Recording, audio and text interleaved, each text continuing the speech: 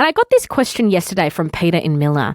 He asked, "Hi Lara, do you need to do anything with your solar power system if the mains power goes out?" And I didn't have an answer for you, so I've roped in an expert, Anthony Zamolo. He's a local Darwin electrician and solar and battery designer.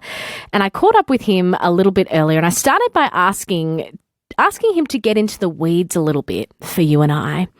But the difference between a standard grid connector and a hybrid system, and what on earth that means if you've got either of those at your place. So just for the listeners that don't know the difference, they should understand their system to some extent. But yes, there is a standard grid connect inverter.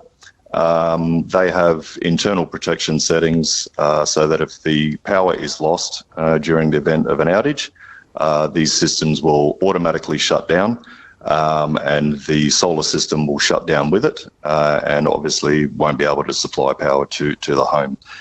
Then there is the different system as batteries have started to come online, and you might have a hybrid inverter, and that simply means you've got solar and batteries connected to your system. These systems do have the functionality to back up the home in the event of a power outage. You would have to check with your installers that that's how the system has been set up. And so essentially what happens with the hybrid system is once the connection to the grid has been lost, the hybrid system will form its own grid, and just through the power of the solar and batteries will supply power to either parts or all of the home, depending on how the installer has set this up. Okay, so there's one where you can just sort of rest easy, it'll do its own thing, but then if you have that hybrid system, you do need to just be across how it rolls, just in case we do lose power, and then you might need to make some tweaks. Yeah, look, the hybrid system should be set up automatically, so if the power goes, it will automatically kick in, and as long as you've got a state of charge in your battery, like the battery is full enough, it will then supply power to parts of your home or the whole home, depending on how that has been set up. But all of that should happen automatically. And if people do have questions around that, they should certainly go back to the installer, who will have some more detailed information around their systems. That's a good thing to put on your to-do list today. If you haven't, call Solar Installer, get information, just so you're equipped with it. And be patient with them. It is a busy time. So I know us here at Delta NAE, we're getting a lot of phone calls around this. So just be patient with the install team, because they are very busy. Yeah, and you have mentioned that you are really busy. Obviously, that is an aspect of your business, but also you sell generators, is that correct? And lots of people asking about those?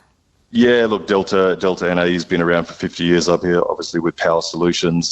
So everything from standby generators to UPS systems and of course, these hybrid power systems are all devices that can back up your home. Yes, look, we've fully sold out of our stock of generators. How many is that, if you've got off the top of your head? I think we sold sort of 40 or 50 within a couple of days. Right. And so, look, for the public, if things do go a little bit worse and there are prolonged power outages, we are looking to be fully restocked on around Tuesday or Wednesday of next week. So, if it gets bad, we should have some replenished stock next week. And that's good to know, because of course there are parts of our community that have that underground power and a little bit more safeguarded from these things. But we know when Cyclone Marcus came through, there were suburbs, Jingly and others, that were without power for a really long time, so might need to lean on that kind of a resource. Anthony Zamolo is here hearing from. He's a local Darwin electrician, a solar and battery designer, and is across a lot of these details for you and here to help you out as well. My name's Lara Stimpson. You're listening to 105.7 ABC Radio Darwin. Just on generators, there's lots of people who will be experiencing a cyclone for the first time, who may have been a first-time generator purchaser and have taken one home for the cyclone. What's your best advice on, A, how to use it, but B, how to use it really efficiently for however long power may be out for? Yeah, sure. So depending on whether the client has a manual transfer switch or a safe way to plug from the generator into a transfer switch into your home. If that's the case, it's pretty simple to just start your generator, change the changeover switch from mains connected to generator connected, and then it will supply power to either parts or all of your home, depending on how that has been set up.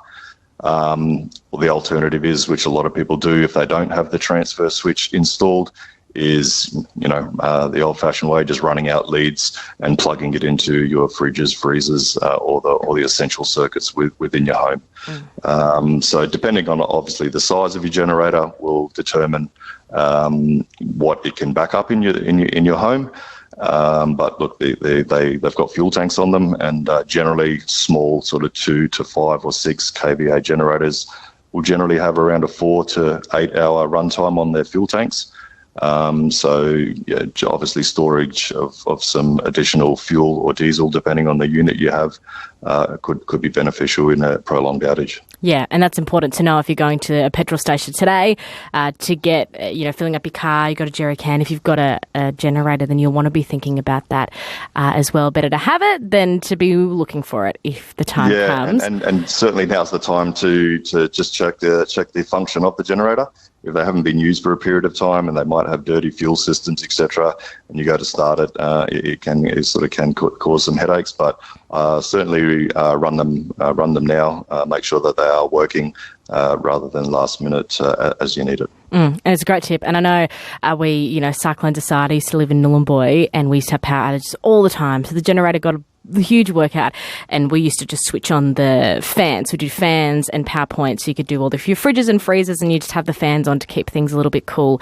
So that's always an option as well, without needing to run the air cons and really power intensive stuff.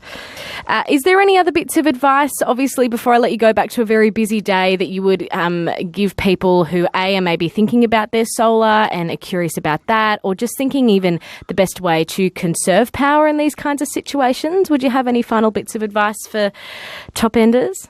Yeah, look, I mean, if people do have hybrid power systems and they do have the functionality to back up their properties, certainly trying to get their batteries as fully charged as possible.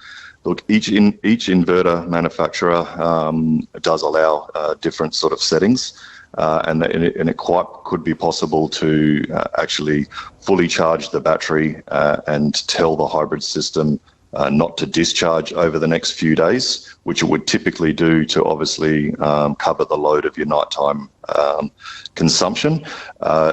Unfortunately, you'll probably need to get in contact with your installers, like we've been getting in contact with our clients, just to advise them that there are ways to get your batteries fully charged, not have them discharge over the next 4, 5, 6 days or as required, and so that if there is an outage, you've got a fully charged battery that can obviously cover any temporary or prolonged outages. Just as one last tip, look, Sure. whether you've got solar or not, if you do have any electrical faults, obviously the recommendation is that you don't try to address them yourselves.